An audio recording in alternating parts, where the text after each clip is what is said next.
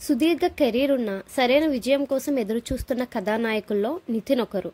ఆయన నటించిన తాజా చిత్రమే తమ్ముడు. వకీల్ సాబ్ వంటి విజయవంతమైన చిత్రం తరువాత వేణు శ్రీరామ్ దర్శకత్వం వహిస్తుండడం, దిల్ రాజు నిర్మాత కావడం, లయ కీలక పాత్ర పోషించడం ఈ సినిమాపై అంచనాలు ఏర్పడ్డాయి. మరి వాటిని తమ్ముడు అందుకున్నాడా? నితిన్ ఖాతాలో హిట్ పడిందా? ఇక కథలోకి వెళ్తే, నితిన్ జై అనే పాత్ర పోషిస్తాడు. విలువిద్యలో దేశం తరపున ఆడి ఎన్నో పథకాలు సాధిస్తాడు. మరొక పెద్ద లక్ష్యంపై గురిపెట్టినా ఏకాగ్రత కుదరదు. మనసుని ఏవో జ్ఞాపకాలు వెంటాడుతూ ఉంటాయి. అక్క స్నేహలత ఈ పాత్ర పోషించింది లయ. తనతో ముడిపడిన జ్ఞాపకాలే అవని కొన్నాళ్ల తర్వాత తెలుస్తుంది. జై చిన్నప్పుడు జరిగిన కొన్ని సంఘటనలతో కుటుంబానికి దూరం అవుతుంది స్నేహలత. ఇంకెప్పుడు పుట్టింటి గడప తొక్కనని, ఇంక రాను అని శపథం చేసి వెళ్ళిపోతుంది. ఆ మాట ప్రకారమే తండ్రి చనిపోయినా ఇంటి వైపు కూడా తిరిగి చూడదు.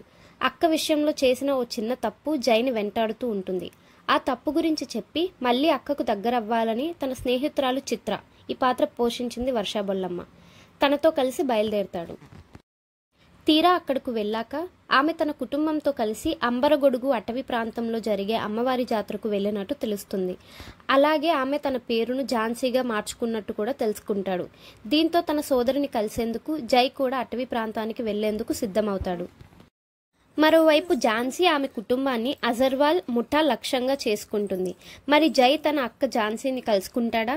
వాళ్ళ అక్కని కాపాడగలుగుతాడా? ఇది తెలియాలంటే సినిమా చూడాల్సిందే.